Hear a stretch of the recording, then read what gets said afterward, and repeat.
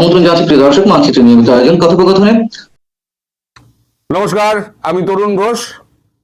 মাত্র 7 দিনের টাইম পেল ঢাকা নিজেকে শোধরাবার জন্য। ভারতবর্ষের পক্ষ থেকে পরিষ্কার বলে দেওয়া হয়েছে যে আপনারা আমাদের ঘনিষ্ঠ প্রতিবেশী, পাকিস্তান নন, তাই আপনাদের ডেকে বুঝিয়ে সময় দিয়ে অনেক চেষ্টা করা হয়েছে, কিন্তু আপনারা শোধরাননি। এই শেষবারের মতো আপনাদেরকে বলে দেওয়া হচ্ছে, আগামী 7 দিন, 7টা ওয়ার্কিং ডেজের মধ্যে যদি আপনারা নিজেদের না শোধরান, তাহলে চরম দণ্ডের জন্য প্রস্তুত থাকুন। এখন এই চরম দণ্ডটা কোন দিক দিয়ে হবে, অর্থনৈতিক দণ্ড নাকি আপনার হ্যাপি হোলি, এই খবরটা কালকে রাত্রিবেলা আমি পেয়েছি, তাই একটা পোস্ট করেছিলাম যে পাকিস্তানের ওদিকেও হবে দামাদ্দাম মাস্তে কালান্দার, এদিকে হলে হবে হ্যাপি হোলি, এবং দুটো জায়গায় পরস্পর একই সঙ্গে হবে। পাকিস্তানে আগে হবে, 12 ঘন্টার মধ্যে বাংলাদেশে হবে, যদি বাংলাদেশের ক্ষেত্রে হ্যাপি হোলি হয়। আর যদি অর্থনীতি নিষেধাজ্ঞা যদি দেয়, তাহলে পরে একদম সমস্ত কিছু বন্ধ হয়ে যাবে। না কে থাকুন, কতদিন জিয়াদ থাকে দেখি, কতদিন ভারত বিরোধী থাকে দেখি। এই খবরে আমি আবার আসছি। তার আগে খলিলুরের ব্যাপারটা একটুখানি বলে দিই। আমি বলেছিলাম খলিলুর কালকে ফেরেননি, খলিলুর থেকে যাবেন ডিনার করে। জয়শঙ্করজির সঙ্গে ওনার দেখা করার খুব একটা ইচ্ছে ছিল, জয়শঙ্করকে কাছে খবর পৌঁছেছিল এবং জয়শঙ্করজির সঙ্গে ওনার দেখা হয়েছে। আর দেখাটা কখন হয়েছে? দেখা হয়েছে সবার শেষে, আমি সে প্রসঙ্গে আসছি। তার আগে বলে নিই, এই যে ভারতে গিয়ে উনি ব্যাপক তোপের মুখে পড়েছেন। কেউ ওনার সঙ্গে অভদ্রতা করেনি,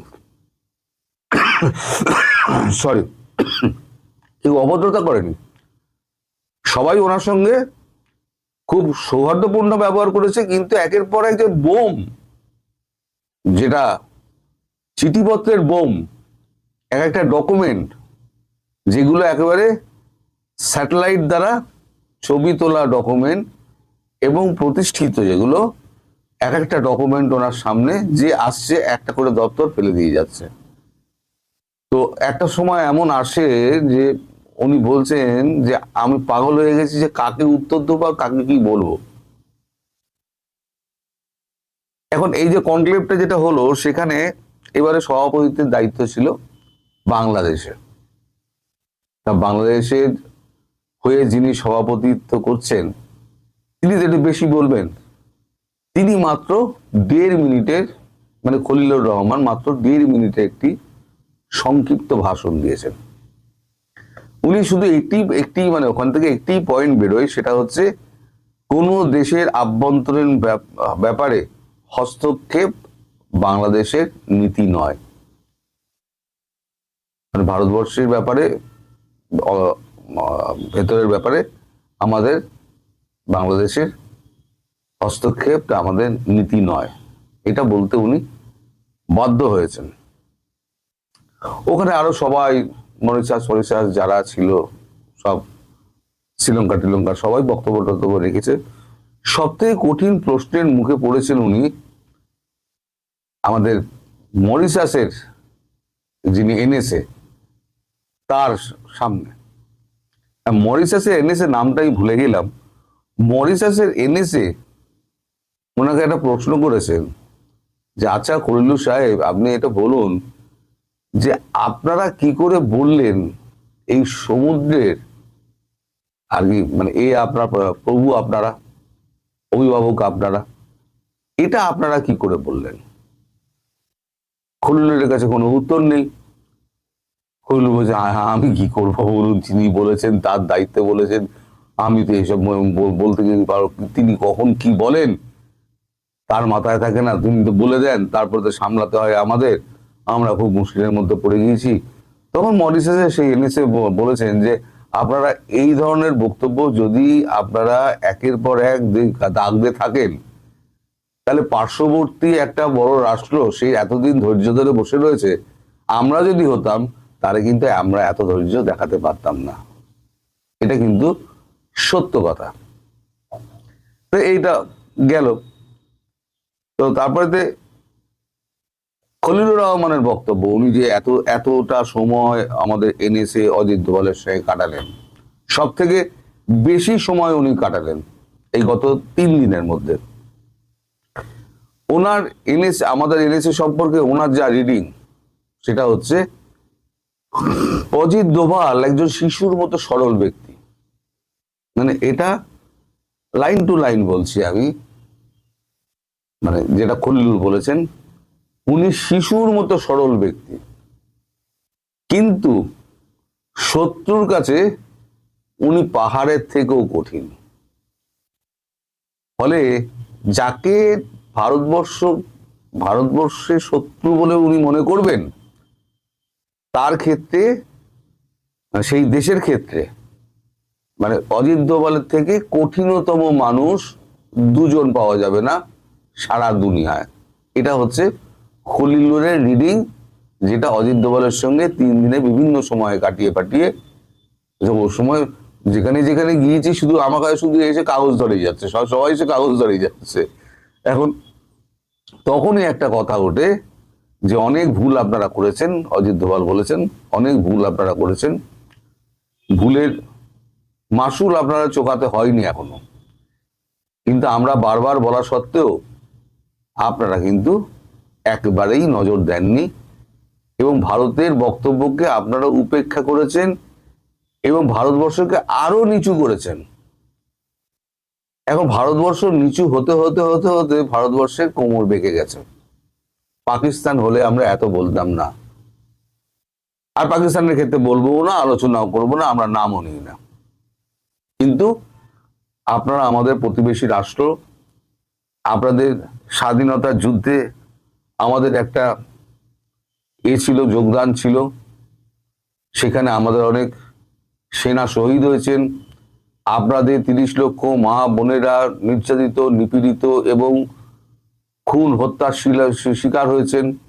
আমরা আপনার এই করুণ ইতিহাসটা আমরা জানি, আপনাদের স্বাধীনতার করুণ ইতিহাস, এবং ভারতবর্ষের সঙ্গে আপনাদের সম্পর্ক যে একেবারে টানা একটা মধুর সম্পর্ক ছিল, সেই সম্পর্কটা এই 16 মাসে আপনারা এতটাই বিচ্ছিরি করে দিয়েছেন, এতটাই বিগড়ে দিয়েছেন, এতটাই বিষাক্ত করে দিয়েছেন যে এখন বিষ আমাদের মাথায় উঠে গেছে।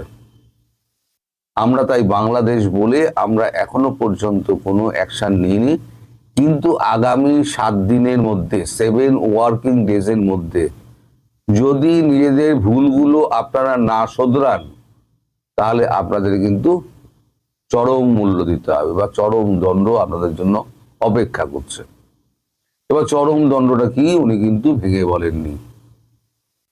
অর্থনৈতিক দণ্ড হয়তো দেবে না, ওই মারই হবে, হ্যাপি হোলি হবে, যেটা আমি বলেছি।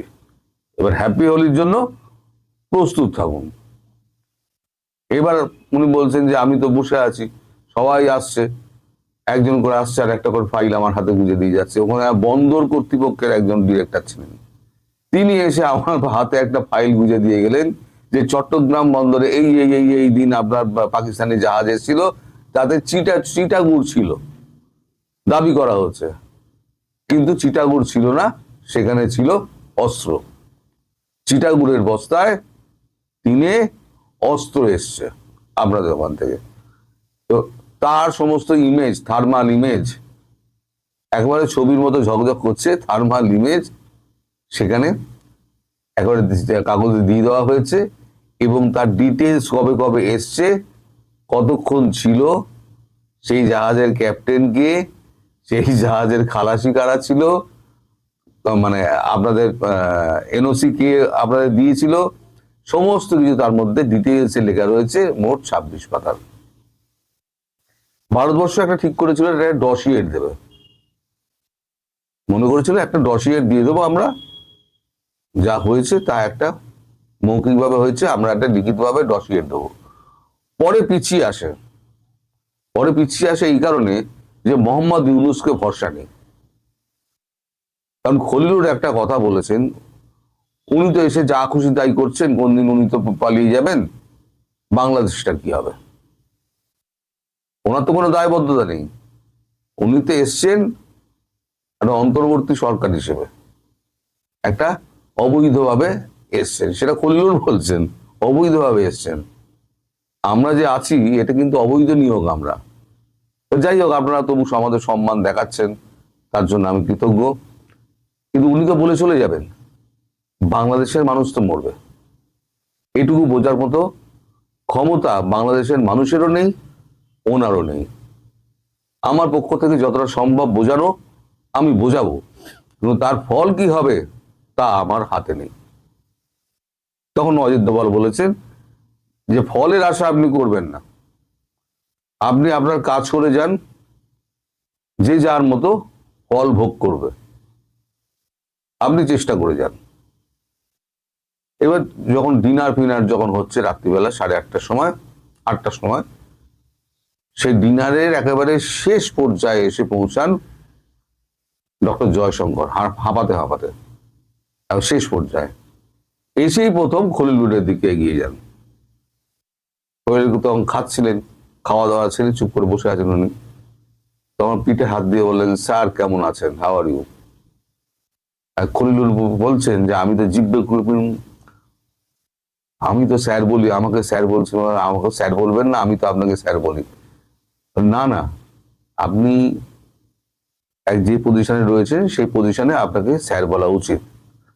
আর আমরা ভারতবর্ষ, আমরা মানুষকে সম্মান দিতে জানি। এখন সম্মান যদি কেউ না রাখতে পারে তার দায় তো আমাদের নেই। তাহলে এখন আপনাকে যেহেতু আমরা সম্মান দিচ্ছি, তাই আপনাকে আমি স্যার বলেই সম্বোধন করব। আপনি আমায় স্যার বলে সম্বোধন করতেই পারেন, তাই সেক্ষেত্রে আমি তো আপনাকে আপত্তি করব না। তখন খলিলুরের মানে এটা হয়েছে যে এত ভালো দেশ, এত ভালো আমাদের সঙ্গে তাদের সম্পর্ক, এই সম্পর্কটাকে অযথা আমরা বিষলাম কেন? তার আত্মপরিণতি হচ্ছে।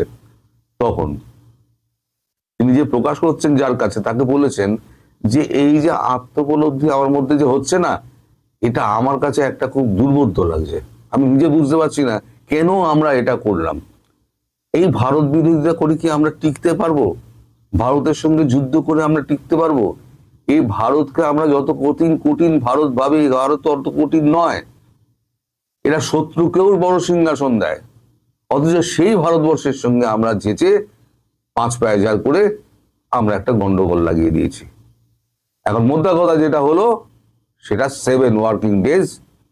7 ওয়ার্কিং ডেজের মধ্যে যদি বাংলাদেশ আর যা কাজকর্ম করেছেন এখন মোহাম্মদ ইউনূস, সেগুলো যদি গোটাতে পারেন তাহলে গোটাবেন, আদারওয়াইজ চূড়ান্ত আঘাতের জন্য প্রস্তুত থাকুন। তবে একটা কথা, যেখানে সব ছড়িয়ে ছিটিয়ে রয়েছে, যা উনি 16 মাসে করেছেন 7 দিনে, সেগুলো ঠিকঠাক করা ওনার 14 পুরুষের সাধ্য নেই। ফলে আমার আন্ডারস্ট্যান্ডিং যে হ্যাপি হোলি হবে, পাকিস্তানে আগে হবে, যে কোনো দিন। মানে আমি বলছি যে ধরুন 3 দিন 4 দিন, এই যে বেজিং যাবেন, আমাদের প্রধানমন্ত্রী বেজিং যাবেন, বেজিং গিয়ে যখন উনি এর সঙ্গে শি জিনপিং এর সঙ্গে হ্যান্ডশেক করবেন, তখন দেখবেন এদিকে হ্যাপি, ওখানে দামাদাম মাস্ত কালান্দা শুরু হয়ে গেছে, ওদিকে হ্যান্ডশেক হচ্ছে। এমনও হতে পারে, আপনারা খবর পেয়ে যাবেন, এমনও হতে পারে। তো যাই হোক, অনেক কিছুই হতে পারে। যদি পাকিস্তানে হয় তাহলে 12 ঘন্টার মধ্যে এদিকেও শুরু হয়ে যাবে। এখন আপনারা অপেক্ষা করুন, আর 7 ওয়ার্কিং ডেজের জন্য আপনারা দেখুন 7 ওয়ার্কিং ডেজে কি হয়, তারপরে ভারতবর্ষ কি করে। সবাই ভালো থাকবেন, সুস্থ থাকবেন এবং সাবধানে থাকবেন।